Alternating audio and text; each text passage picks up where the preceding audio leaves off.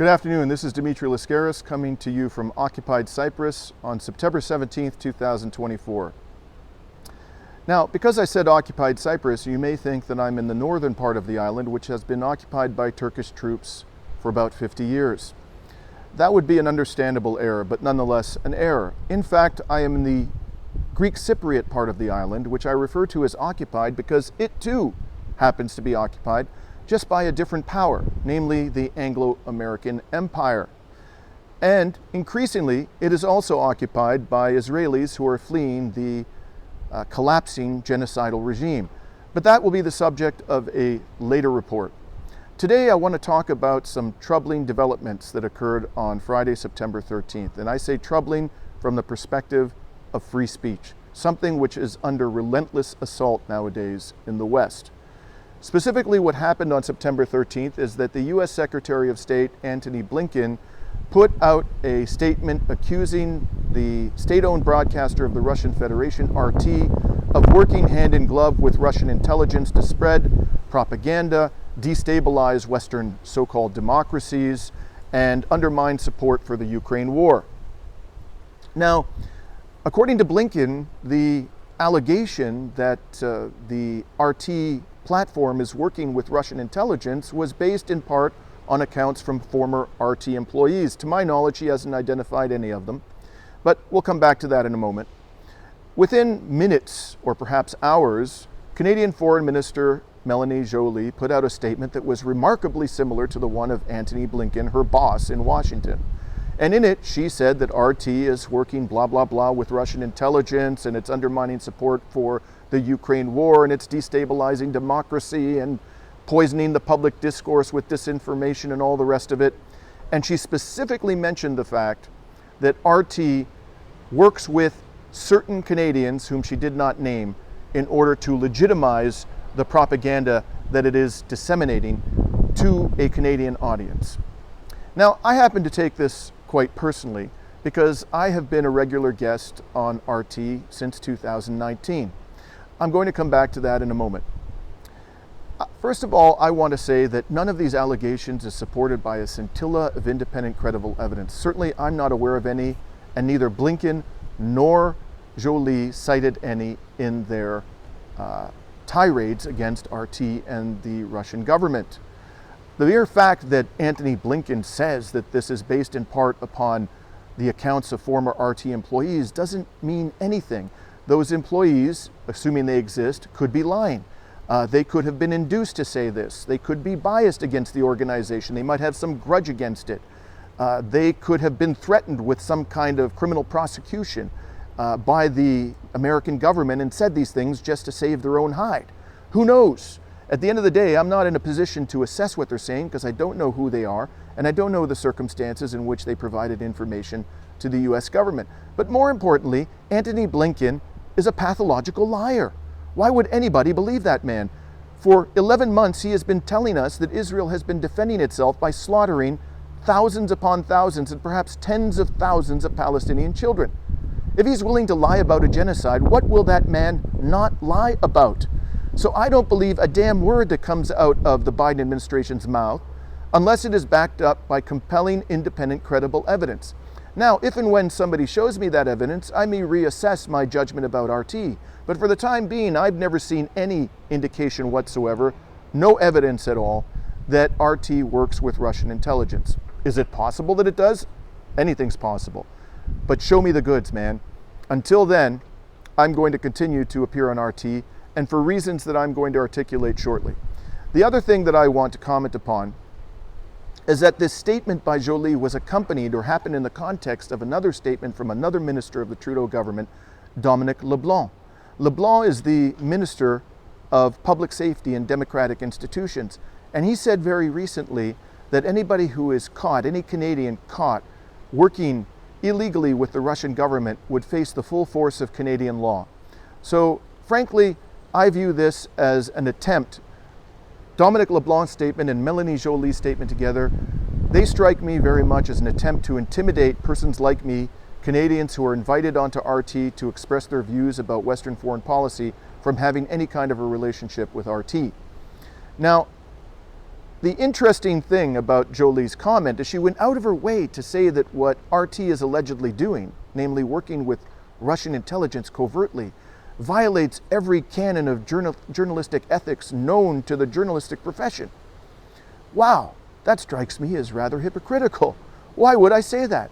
Because in August of this year, a character by the name of Adam Zivo, who is a columnist for the National Post, outed himself as a spy for Canadian and Ukrainian intelligence services. The National Post is the flagship newspaper of Canada's largest newspaper publisher, Post Media. And during the past 2 years, this character Zivo was stationed in Ukraine and was writing hardcore pro-NATO Russophobic articles about the Ukraine war.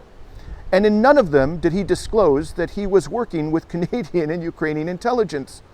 And in fact, he interviewed me without disclosing that fact back in 2023. I'll have more to say about that later. So we're supposed to take lectures from a minister of the Trudeau government whose security agency is working covertly with the flagship newspaper of Canada's largest newspaper publisher to spread pro-NATO propaganda. These people are the defenders of journalistic ethics? Give me a break, man.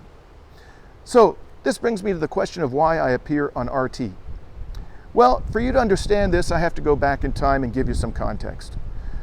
I started my legal career in the 1990s after graduating from the University of Toronto Faculty of Law. I went to Toronto and began working, I went to New York City, I should say, and began working with a Wall Street law firm by the name of Sullivan and Cromwell, representing some of the biggest names in corporate America, including Goldman Sachs and AIG and Monsanto.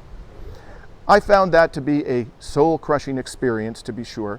So after several years, I left the legal profession altogether, went off and did something completely unrelated to the law, and then about 3 or 4 years of doing that convinced me that I needed to come back to the legal profession, but work for the other side, namely those who are abused, those who are disregarded, whose interests are treated in an unlawful manner by the corporate community. And so in 2004, upon my return to Canada, I became a securities class actions lawyer at a firm in southwestern Ontario. And there I was asked by the partners of the firm to build a team of securities class actions lawyers in an area of law that was very undeveloped in Canada at the time, and to pursue people in Canada's capital markets, executives and corporations who were committing stock fraud. Just so you know, at the time, the former governor of the Bank of Canada, David Dodge, he described Canada as the Wild West of lax securities regulation. So suffice it to say that when I came back with a significant degree of expertise in securities law back to Canada, I was operating in a target-rich environment. There was plenty of securities fraud taking place, and there was almost nobody doing anything about it. So over the course of the next 10 years, with the help of some very capable lawyers whom I managed to attract away from Bay Street law firms, we recovered hundreds of millions of dollars for aggrieved investors against taking on the biggest corporate names in very complex litigation, high stakes, high profile litigation. And during that decade, 2006 to 2016, because of the nature of the work that I was doing, I was regularly interviewed by the Canadian corporate media. It's no exaggeration to say that I might have been, during that decade, the most quoted practicing lawyer in Canada in the Canadian corporate media. And just so you understand how legitimate they viewed me at the time, in 2012, the Canadian Lawyer magazine named me as one of the 25 most influential lawyers in Canada, and the following year, Canadian Business magazine named me one of the 50 most influential lawyers in Canadian business. I used to get 1 or 2 calls a week from people in the Canadian corporate press asking me to comment on some case that I was pursuing or some other development in the law that I was not directly involved in. But all of that changed in 2016. What happened in that year?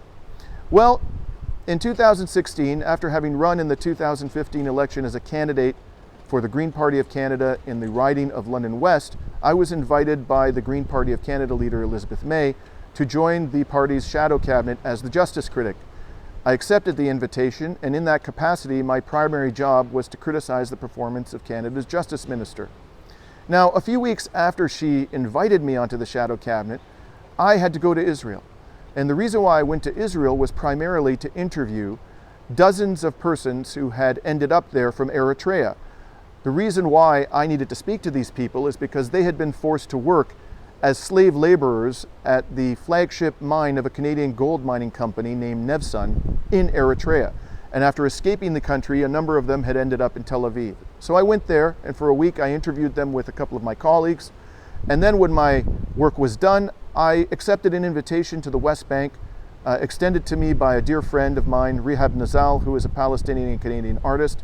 And at the time she was living in Bethlehem. She gave me a tour of the occupation. I had been to Israel before, but I had never seen oppression that extensive and that deep amongst the Palestinian population living in the West Bank.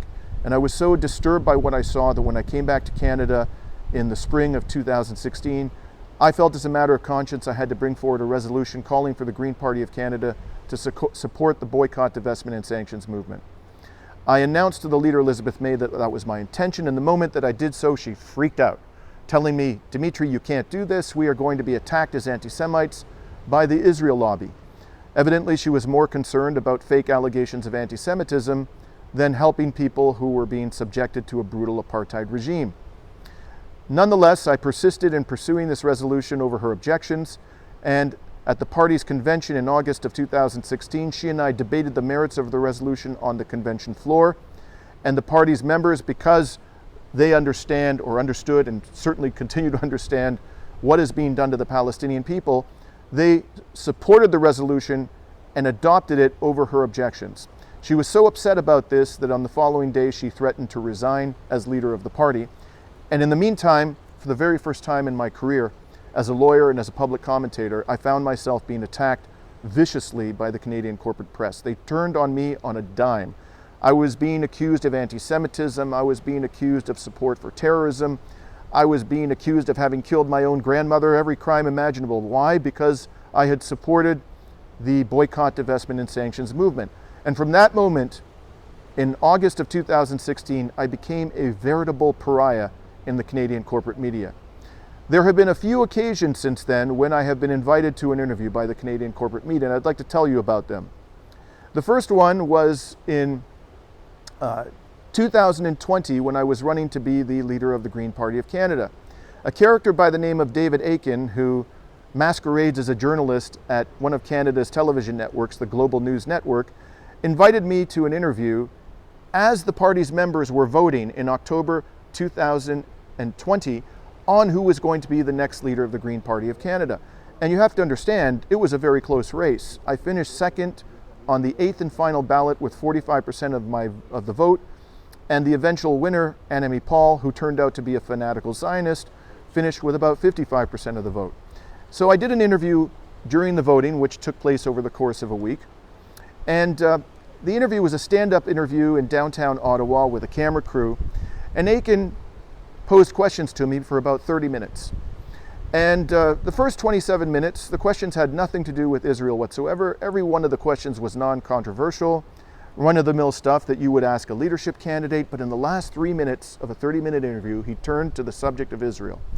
And he drilled down on an accusation that Canada's Prime Minister had leveled against me a couple of years earlier, where he accused me or insinuated that I was an anti-Semite because I had condemned two members of his caucus, Michael Levitt and Anthony Housefather, for their fanatical support for Israel and their unbridled Zionism. Not because they're Jewish, which they happen to be, but because of their ideological predisposition and the fact that they lied relentlessly about what Israel was doing to the Palestinian people. That is why I criticized them, and for that I was attacked by the Prime Minister, and David Aiken wanted to talk about that in the last 3 minutes of this interview. And a few hours later, he published his report, and in it, he did not include a single second of the first 27 minutes of the interview.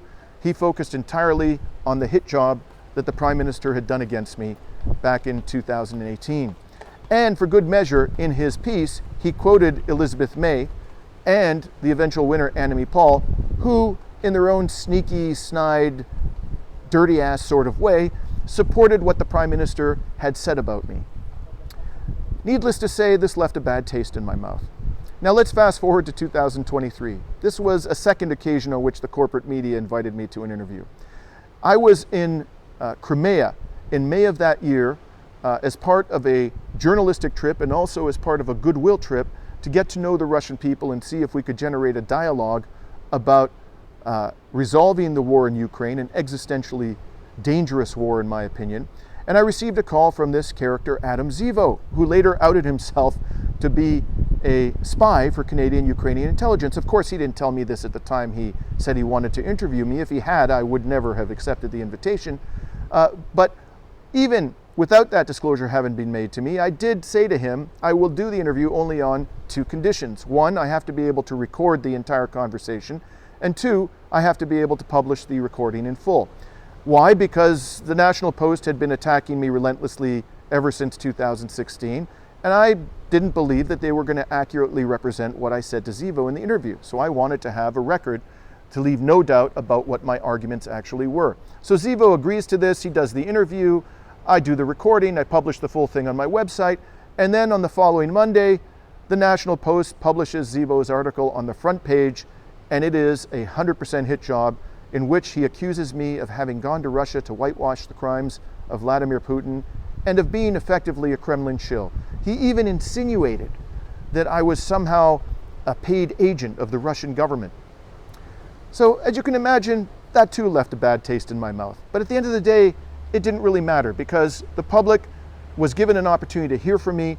What I said was not misrepresented, and they were enabled to judge for themselves whether or not I was right. Then comes January of this year. In January of this year, I received an invitation to debate somebody about the war on Gaza on a radio station in Toronto that is owned indirectly by the Global News Network. This would be the same network that did the hit job on me in the 2020 Green Party of Canada leadership contest. So I looked into this a little bit and determined that the host of this debate was going to be Greg Brady. I knew Greg Brady as a media figure, and I knew him to be pro-Israel, but he wasn't a particularly unreasonable person when in his dealings with me. And the character they wanted me to debate against is a guy by the name of Howard Levitt, who is a well-known employment lawyer in Ontario. And this guy is off the charts in terms of his Zionism. Let me tell you how Zionist this dude is. During my debate, he described Israel's genocidal rampage on Gaza as the most moral war in human history. Not the most moral war of our time, which would have been outrageous enough, but the most moral war in human history. Now, I knew him to be a crazy Zionist, and I knew that Greg Brady wasn't going to be a neutral moderator, and I knew that the Global News Network was intensely hostile to me, but I accepted the invitation anyways. Why did I do that? Because they didn't pose any restraint on what I could say. They have a significant audience, and the subject they wanted me to talk about is of great interest to me. It's as simple as that. And then they invited me back onto the program after I handed Howard Levitt's ass to him, not because I'm a better debater than Howard Levitt, but because his position is completely and utterly indefensible based upon the evidence in international law. So they invite me back onto the program 2 weeks later to debate somebody else who's intensely pro-Israel and who's reputed to be a communications expert. She had been a public relations senior advisor to Ontario's hard-right Premier Doug Ford. I accepted that invitation too, and educated her as well on the realities of what is being done to the Palestinian people. Again, I knew this was going to be a hostile environment, but the radio station has a significant audience. I care about the subject matter, and they didn't impose any constraint on what I could say. This, in fact, are the very reasons why I go on RT. They don't pay me a dime. They never paid me a dime. They've never reimbursed any of my journalistic expenses, which are considerable. They've never offered me any kind of compensation whatsoever, nor have I taken any or sought any compensation from RT. All that matters to me is this. RT has a significant audience. They allow me to say what I want to say, and they invite me to talk about subjects that interest me. If I were to be invited on Canada's national broadcaster to talk about the Ukraine war or what's being done in Gaza, I would readily accept the invitation. I don't care how hostile the interviewer is going to be. It doesn't matter to me. Just accurately represent my position and let me have access to your audience. I'll be there, man. CTV News, Globe and Mail, the Toronto Star, you name it. The reason why I appear more on RT than any other major media organization is because RT is the one that extends the most invitations to me. It's as simple as that. So maybe if the Canadian corporate media were willing to give a platform to people who dissent from Canada's depraved, sadistic, diabolical foreign policy, maybe people wouldn't be wondering, people in the Canadian government, why I appear so much on RT and not on Canadian corporate media outlets. At the end of the day, as long as I have an opportunity to reach RT's audience, as long as they don't put any restriction on what I can say, and as long as they're asking me to talk about things that matter to me, I'll be there. And in fact, that's exactly what I'm going to do later today when I'm going to be on RT's flagship program, Crosstalk, to talk about the latest attempt of Western governments to silence criticism of the Ukraine war. And this is Dimitri Lascaris coming to you from occupied Cyprus on September 17th, 2024.